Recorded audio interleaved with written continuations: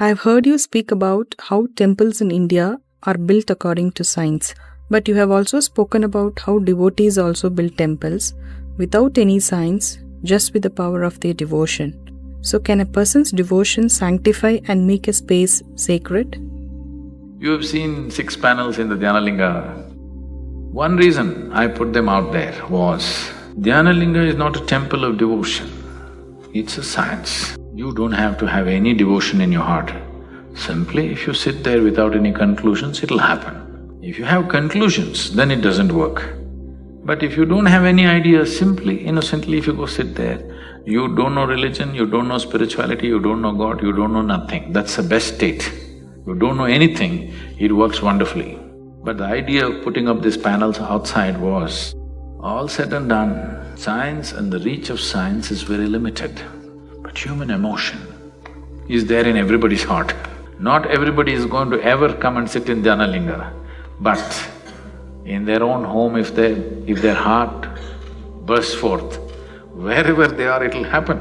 So that's the reason why I put the panels. A lot of people have been confused about this. Why this kind of people, devotees, extreme people? That guy plucks off his own eyes and puts his… You've seen that? All this extreme nonsense. We are logically correct, we are Isha. They don't get it. Because the scientific approach to spiritual process will always be a limited process. In terms of larger humanity, it'll always be a limited process. But it's a good way to start seeing that it is not something that you made up in your mind, that there is an existential basis to it. For this, science is necessary, because in your emotion you can imagine anything. You always believed somebody loved you, so you can believe whatever. So when there is no initial existential basis, then emotions can fly off somewhere and lead to delusional states. But you start with a existential basis, then you see you need the fire of devotion if you really want to fuel it up.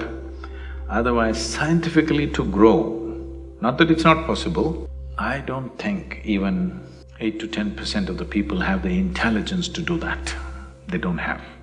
I'm sorry, but maybe you're in the 10%, who knows? But not even, I'm being very generous with percentages, not even 10% of the people have the intelligence to create their ultimate growth in a scientific way, because it takes a completely different level of intellect to do that. But emotion is something that everybody is capable of.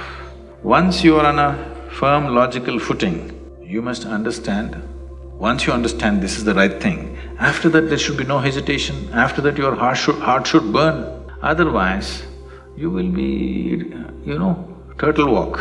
Initially, turtle walk is good because you're not sure where you're going, what somebody's doing to you. Once you're sure of that, after that there should not be every step doubt is a stupid thing, it's not intelligence. See, we have misunderstood this. If you're intelligent, you don't trust anybody, okay? This is a stupid understanding that's come into the world. I'm saying the dumbest thing in your life is you don't trust anybody, yes or no?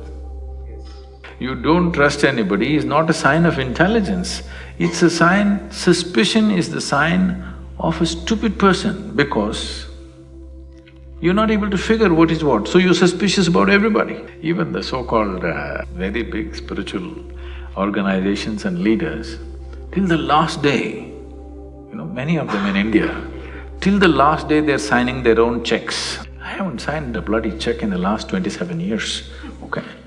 Because if you can't trust anybody around you, what's the point of creating something? What is the point of creating something if you can't trust anybody? Once you set certain fundamentals, trust is a sign of intelligence, not lack of it, isn't it? If you lack intelligence, then you're suspicious about everybody around you, what they may be thinking, what they may be doing. It's an endless process. So when it comes to spiritual process, the initial science is good because it puts you on a firm footing. Once you're sure this is the right thing, after that your heart should burn. Not just burn, it should burn itself out. If somebody is just devotional, will it change the atmosphere of what there is? It can, definitely, because there is nothing more powerful than human consciousness, okay? All consecrations are essentially because of the fluidity of your consciousness. If that can happen simply, without any aids from outside, without any understanding, simply because you dissolved yourself into some object of devotion. It may be God, it may be a sage, it may be a guru, it may be a tree. It doesn't matter what is the object of devotion.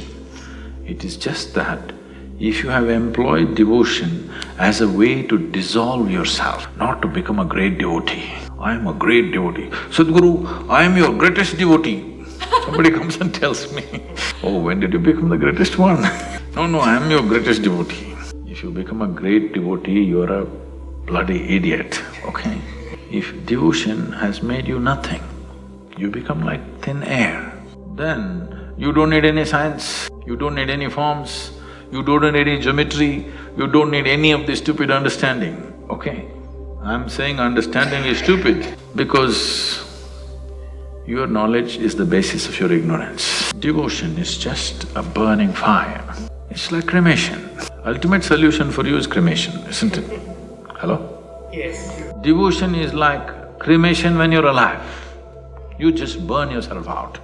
So if you are in such a state of devotion, definitely the space where you sit will just transform itself. Many simple human beings have just done this in their own lives. Only thing is, if they don't have, generally, not always, there are some who can simply be like that, but generally for most people, if they don't have a firm rooting in a logical basis, this will go… somebody gets cued into some kind of craziness. There are some who just burnt themselves, absolutely. There have been Tukarams and Meeras and Akkamadevis and Avayars, and so many of them who just literally burnt themselves. There are many in our ashram, you won't recognize them because they're like simply… they're not seen, they're just in the background doing things all the time. You won't see them, they're not got devotee tattooed on their forehead. You won't see them because they don't want to be even seen, they're simply doing what they have to do, that's all. There's no sense of who I am. There are so many wonderful people around me who have no sense of myself. What about me has simply gone out of their life. There is no what about me in them, simply doing what's needed, day in and day out. These are devotees. They are not chanting any mantra, they are not doing any puja, nothing. Simply, they burn themselves out, they don't even exist. If such people are there, the space will just transform itself. In many homes, it's been like that. My mother was like that. No great puja, no nothing, okay? Her guru, when she was 8 years of age, he gave her one simple mantra. We 4 siblings did every possible trick on her to get that mantra out of her, okay?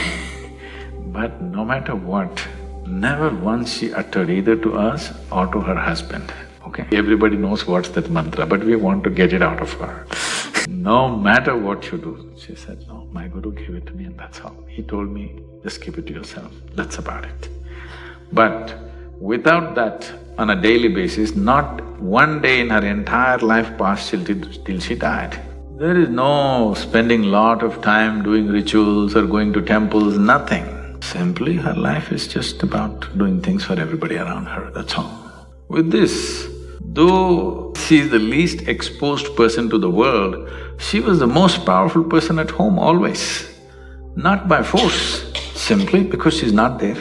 Because she's not there, the very low pressure just drew everybody towards her, you can't just help it. So, any number of devotees like that have been there, it's not that they have to be world famous or something, they just created a space of their own. And you will see in India, small puja rooms they will have. Some homes if you enter, some rich homes if you enter, they're super decorated, full of gold jewelry, this, that, everything. It's a little awkward. But you enter some small home, you just enter, the puja rooms will be like fully on, they don't know anything about anything. Just they poured their hearts out, that's all. So, does individual devotion transform the space? 100%. But does individual devotion capable of creating a space which will be that way for a long period of time? No. Thousands of people every day come with tremendous sense of devotion into some space, you may find that space is little transformed. But if nobody enters that space, Let us say, whatever, a year or 2 years, depending on what it is. After that if you go, it'll be just an abandoned space. But if nobody enters Dhyanalinga for 1,000 years, after 1,000 years, if you just sweep the place clean and sit down, it'll still be the same. That's the difference.